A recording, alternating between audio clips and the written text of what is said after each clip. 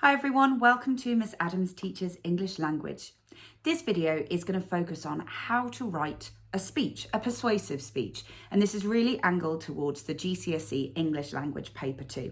Doesn't matter which specification you're using, if you have to write a formal speech at any point, this video is going to help you. It's going to go through form and structure and how to construct a compelling argument. So let's get started. Okay, so let's just start with going through the key features for a speech. The most important thing is obviously that you need to grab your audience right from the beginning. So you need an opening that packs a punch that is really good and powerful, whilst at the same time expressing what it is that you're about to say. Now, you want to stay away from just the, I am here to talk to you today about something that is important to me. You need to have a little bit more of an oomph. So maybe a bit of direct address. You want to show that it's a speech. So by all means, welcome your guests. Say hello, but just make sure you get into the kind of main message of it straight away. And plenty of direct address is always going to help. Now, you're obviously, whatever the topic is, you're going to have a line of argument that you're going to need to develop, and you're going to need to order and structure it. So use discourse markers to signify shifts. That might be just about creating a linear order, so firstly, secondly, thirdly. But if you are involving, for example, things like counter arguments, you're going to use some on the other hands, and connectives that suggest contrast as well, but just make sure that argument is clearly structured and developed. And of course, you're going to use clear paragraphing, because this isn't like recording the transcript of the speech. You're still writing, you're still creating a piece of writing. You've got to remember that in this part of the GCSE, there's such a huge chunk of marks for content and organisation. If you forget paragraphs, you're in a pickle. Now, I mentioned counter arguments before, because largely speeches tend to be persuasive. One of the really important things that you can do when you're delivering your line of argument is to actually set out what the other side of the argument is. But if you go down this route, the most important thing is you smack it down.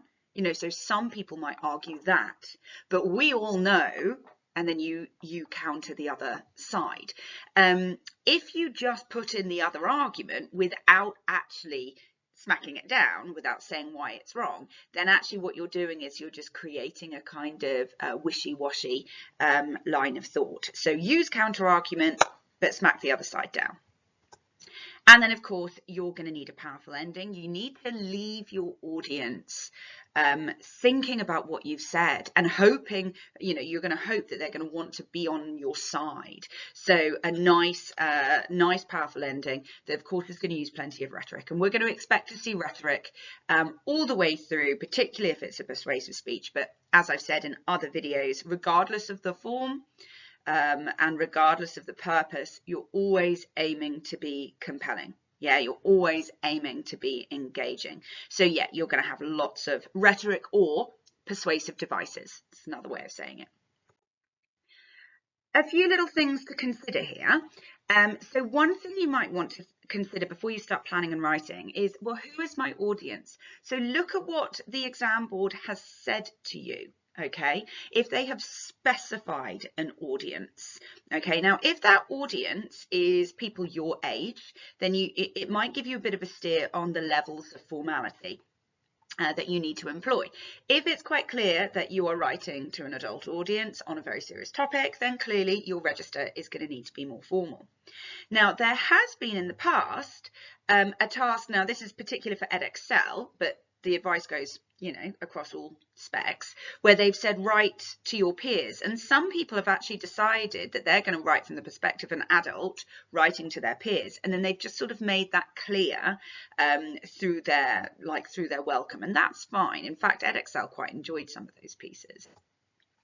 Okay, so very important that when you're thinking about the subject matter, that you actually have enough to say. You need to have content, a clear line of argument that can be developed in, sort of a good 4 paragraphs, which is going to involve, information, facts and stats, anecdotal information. It doesn't have to be true. You can make it up. That's not a problem. But you've got to make sure you've got content. We don't want speeches that are sort of style over substance, just repeating the same rhetorical questions again and again and again. And like some of the other videos, if you're struggling to find that content, think, can I be inspired by any material from section A? Is there anything that I can use to form an opinion or just create an opinion, whether it's yours or not? Are there any facts and stats that I could maybe nick from those two, as long as you kind of you show that you're quoting, you know, so and so from the Independent newspaper said? That's absolutely fine. And do you have balance? I sort of mentioned this before, but when you're trying to create a compelling argument, the most important thing is that you get that balance between your content and your style.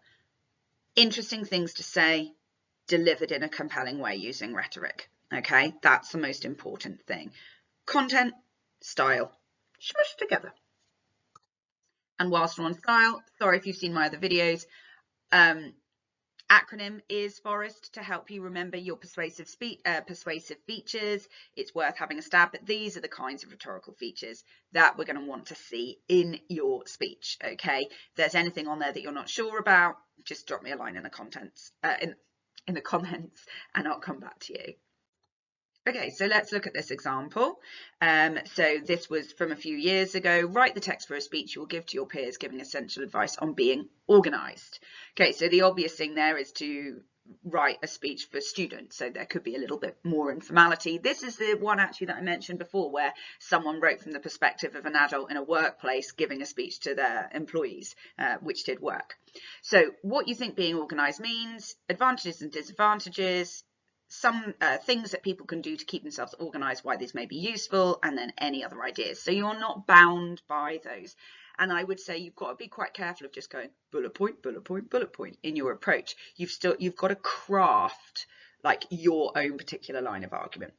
I'm going to give you an example now where I'm going to just look at some powerful opening, a little bit of development in response, and then an ending. Okay, so let's have a little look at this as an example. Welcome year 10 and thank you for joining me. So I have got here a little kind of nod to the fact that it's a speech, but then I get straight into the power. Today I'm here to give you the key to your success, the key to your survival. So immediately I'm using rhetoric, I'm using repetition, syntactic parallelism, and its metaphor.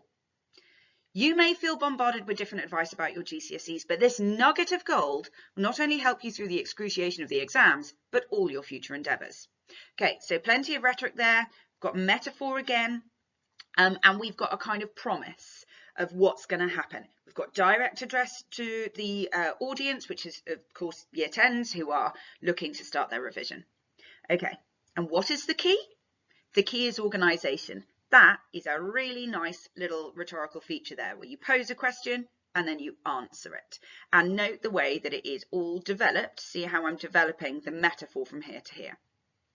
Immediately I see you switch off, but I promise you, I'm not here to pester, nor am I here to preach. I simply am here to offer you up some of my own personal experience with organisation and help you blaze a trail on your own prosperous path. So note the way that I am using plosive alliteration there with all of the P's. Much more direct address. There's a kind of sense of immediacy here with that present tense. Immediately I see you switch off. So it's trying to again counter any expectations. And then we've got very, very emotive language here in this metaphor at the end. So there's my powerful opening. Now, this is sort of taken from about halfway through. And this is where I'm going to start to use sort of slightly more anecdotal, but in this case, hypothetical. Like almost like hypothetical storytelling, and it's all done in direct address so that the person in the audience can actually really imagine it. Just think of it. Nice little imperative sentence. The start of any day can go two ways. You've forgotten to set an alarm, so you wake up late. Clearly a shower takes priority because no one wants to be whiffy, but that means you don't have time for breakfast nor to pack your bags. By the time you get to school, you are irritable because you're hungry, and the dawning realization that you have left your maths homework on the table fills you with horror, because for once, you actually did it. But your teacher won't believe you because, once again, there's nothing to show. So do you see how I'm sort of emulating the experience of the year 10 student, again, all using direct address, telling this story of the negatives, what happens when you're not organised. And I could then develop this into giving more examples of how dreadful the day becomes and using a little bit of hyperbole, using a little bit of humour. I'm then, to develop that argument, going to show the flip side. So here we go. So turn back the clock. Notice how I've set this out as a little paragraph on its own. Your alarm is on your phone and it's set in advance, so it goes off every day. You have no need to set it each night. One less thing to worry about. You don't sleep in. You wake up on time. You actually packed your bag last night. Notice how I am repeating the same ideas, but in the positive. So all the things that you are doing because you're organised. You do that every night after the hour or two you spend doing your homework, every night without fail. You have time for a decent breakfast. You get to school on time and you are happy, cheerful and ready for an exam, which you pass with flying colours. What's the difference? Organisation. Again, same device. Ask the question, answer it, in this case with a little minor sentence that is all about the topic. So what I'm doing here is I'm balancing content, I've got stuff to say, with style. And then powerful ending. Some people are naturally gifted. Organisation is to them like breathing. Little simile, and note I'm using some high-level punctuation. If you're like me, you may need to be a little bit more formulaic. Keep a diary and write everything down. Set alarms on your phone to remind you to do your tasks and stick to a routine. Notice how I'm using imperative verbs here. If you get into the habit now, by the time you're doing your GCSEs, you will be a pro. So there it is. Organisation, the key to your success, the key to your survival. Notice here how I have used repetition from the opening. So I've created a cyclical narrative. That's a really good technique that you can use to create a powerful ending. Go back to the kind of imagery that you used at the beginning, so it's nice and cohesive. Hopefully you notice that the way that was structured created cohesion. I repeated images, I showed contrasts, and like I said before, I used that cyclical structure. Now, not every speech can be done in that way, but some of those features you can emulate too. That's it from me on features. Thank you very much for watching. Any questions, whack them in the comments and I will get back to you. If you're finding these videos helpful, please do support me and subscribe to my channel. That would be absolutely super duper. Thanks again and happy revising.